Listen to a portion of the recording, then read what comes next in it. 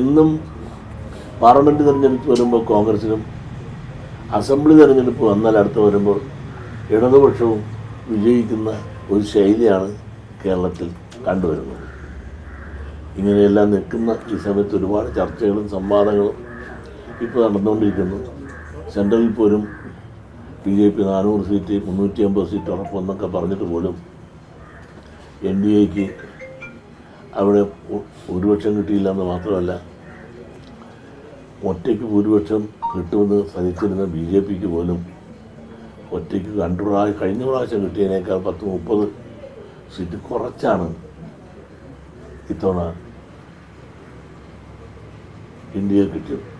ഇതെല്ലാം കേരളത്തിൻ്റെ ഒരു രാഷ്ട്രീയത്തിൻ്റെ ഒരു മലക്കം മറിച്ചിലുകൾ. എല്ലാവരും പരസ്പരം മനസ്സിലാക്കി തെറ്റും ശരിയും എവിടെ ആർക്കൊക്കെല്ലാം എന്തെല്ലാം പിശക് പറ്റി എന്ന് അവരെല്ലാം സ്വയം ഒരു ആത്മപരിശോധന നടത്താനും അതിന് പരിഹാരം കാണാനുമുള്ള ഒരു ഷോക്ക് ട്രീറ്റ്മെൻറ്റിലൂടെ ആയിരിക്കും ഈ തെരഞ്ഞെടുപ്പിലൂടെ രാഷ്ട്രീയക്കാർക്ക് ജനങ്ങൾ നൽകിയത് എന്ന് ഞാൻ കരുതുന്നു. ബാക്കി കാര്യങ്ങൾ എങ്ങനെ വേണമെന്ന് അവരാലോചിക്കട്ടെ, അവർ ചിന്തിക്കട്ടെ, അവർ തീരുമാനിക്കട്ടെ.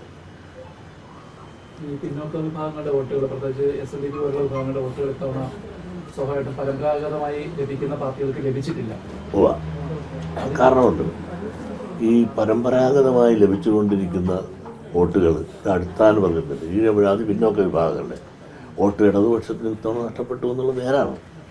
അത് നഷ്ടപ്പെടുമെന്നുള്ളത് അവർ പ്രതീക്ഷിക്കേണ്ടതാണ്.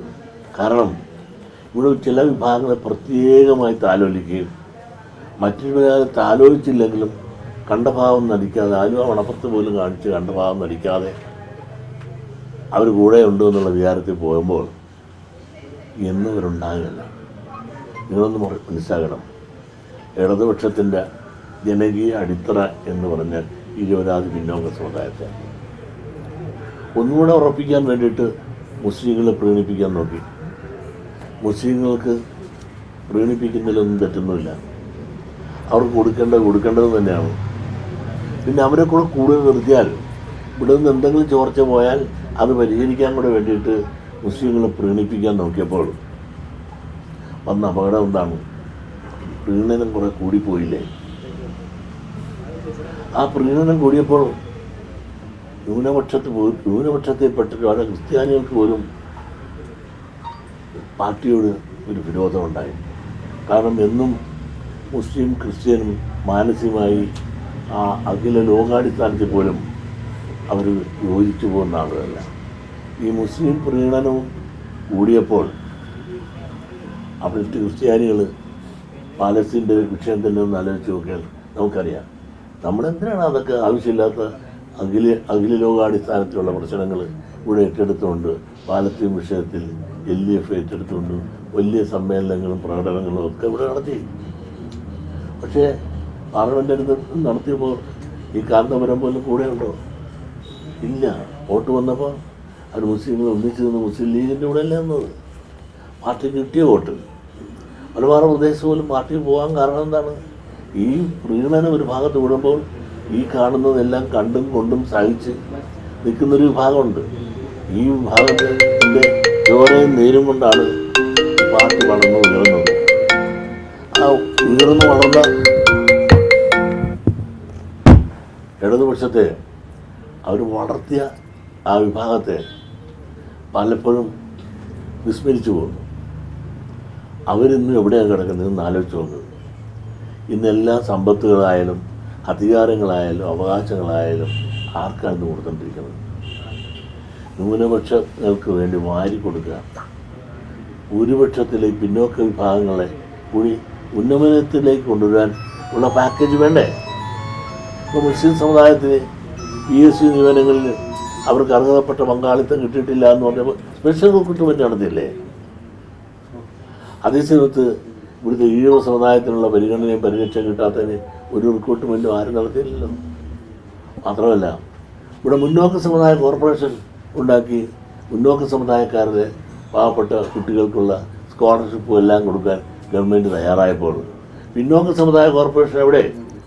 ആ പിന്നോക്ക സമുദായക്കാരായ ഇവരാതെ ഇവിടെയുള്ള സമുദായത്തെ പണ്ടൊരു കോർപ്പറേഷൻ ഉണ്ടായിരുന്നു കഴിഞ്ഞ ഗവൺമെൻറ്റിൻ്റെ കാലത്ത്.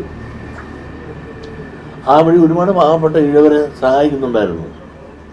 അതില്ലാതാക്കി. ഇതെല്ലാം കണ്ടും കൊണ്ടും നിൽക്കുന്ന ഇഴവരും പിന്നോക്കക്കാരും അല്ലേ കേരളത്തിലുള്ളത്. ഇന്നും അവരും പ്രബുദ്ധരല്ലേ. വിദ്യാഭ്യാസ മേഖലയിൽ നിന്ന് നോക്ക്. വിദ്യാഭ്യാസ മേഖലയിൽ കോഴ്സുകൾ കൊടുക്കുന്നതായാലും കോളേജുകൾ കൊടുക്കുന്നതായാലും എല്ലാം ആർക്കാണ് കിട്ടിക്കൊണ്ടിരിക്കുന്നത്? പിന്നോക്ക വിഭാഗത്തിനൂടെ കിട്ടുന്നു.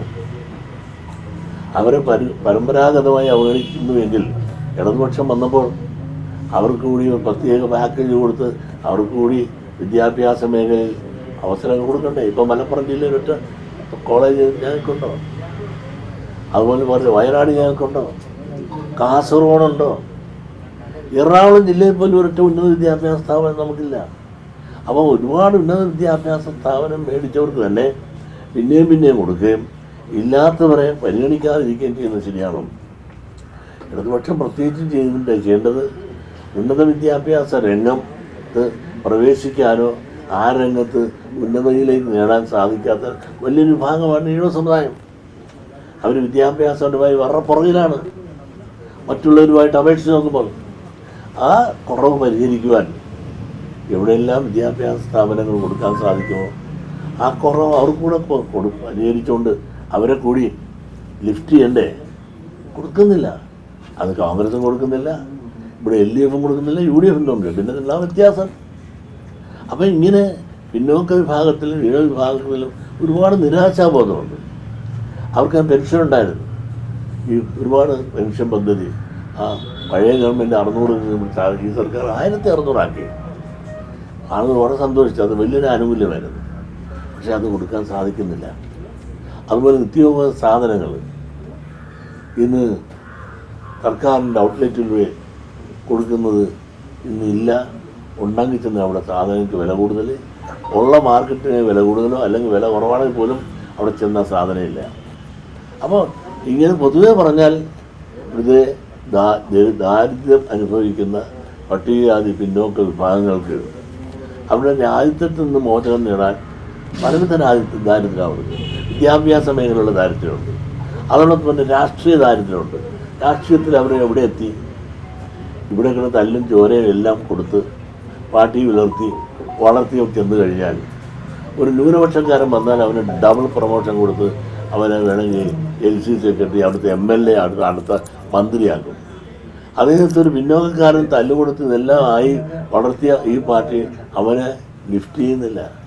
അവന് പ്രൊമോഷൻ പാർട്ടി പോലും കിട്ടുകയില്ല. അദ്ദേഹത്തെ ഒരു മുന്നോക്കക്കാരനായി ന്യൂനപക്ഷക്കാരനായി എങ്കിൽ ഇടതുപക്ഷത്തിനകത്ത് പാരമ്പര്യമില്ല. അവൻ്റെ ത്യാഗങ്ങൾ കണക്കിലെടുക്കാതെ അവൻ്റെ മതവും ജാതിയും മാത്രം നോക്കിക്കൊണ്ട് ആ വിഭാഗക്കാരെ കൂടെ തന്നിലേക്ക് അടുപ്പിക്കാൻ, പാർട്ടിയിലേക്ക് അടുപ്പിക്കാനുള്ള നയം സ്വീകരിച്ചുകൊണ്ട് അവരെല്ലാം ലിഫ്റ്റ് ചെയ്തപ്പോൾ കേരള രാഷ്ട്രീയത്തിൽ പിന്നോക്കക്കാരനെ രാഷ്ട്രീയമായി ഇന്ന് പിന്തള്ളപ്പെട്ടു പോയി. അതുകൊണ്ട് തന്നെയല്ല നിങ്ങൾ നോക്കുക, ഇന്ന് തന്നെ ആലപ്പുഴ ജില്ലയിൽ തന്നെ 70 അത്ര പേരുണ്ട് സ്ഥാനാർത്ഥിയായിട്ട്.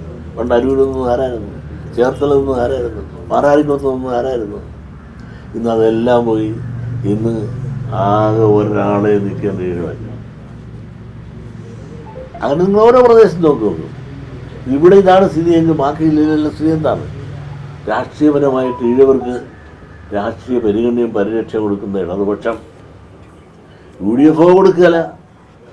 ഇടതുപക്ഷമാണ് ആകെ പിന്നോക്കക്കാർക്ക് ഒരു ആശ്രയമായി വന്നപ്പോൾ അവിടെയും ആശ്രയം ഇല്ല എന്ന് വന്നപ്പോൾ എന്തായി? മറ്റൊരു ആശ്രയത്തിന് നേടിയുകൊണ്ട് അവരെല്ലാം NDAയിലേക്ക് ഇടിച്ചു കയറി. ആ ഇടിച്ചു കയറിയത് കൊണ്ടാണല്ലോ ആലപ്പുഴ ജില്ലയിൽ ശോഭാ സുരേന്ദ്രൻ എന്തുമാത്രം വോട്ട് മേടിച്ചു. ഇവിടെ മാത്രമല്ല, കോട്ടയത്ത് എത്ര വോട്ട് മേടിച്ചു, ട്രിവാൻഡ്രത്ത് എത്ര വാങ്ങിച്ചു, ഇങ്ങനെ തൃശ്ശൂർ വാങ്ങിച്ചു. ഇങ്ങനെ പല നിയോജകമണ്ഡലങ്ങളിൽ സിംഗിൾ മെജോറിറ്റി തന്നെ അവർക്ക് മേടിക്കാൻ സാധിച്ചു. ഇതെല്ലാം മഹാഭൂരിപക്ഷം നോക്കിയാൽ പട്ടികജാതി പിന്നോക്ക വിഭാഗങ്ങളുടെ ഒരു കടന്നുകയറ്റം ഇന്ന് NDAയിലുണ്ടായി.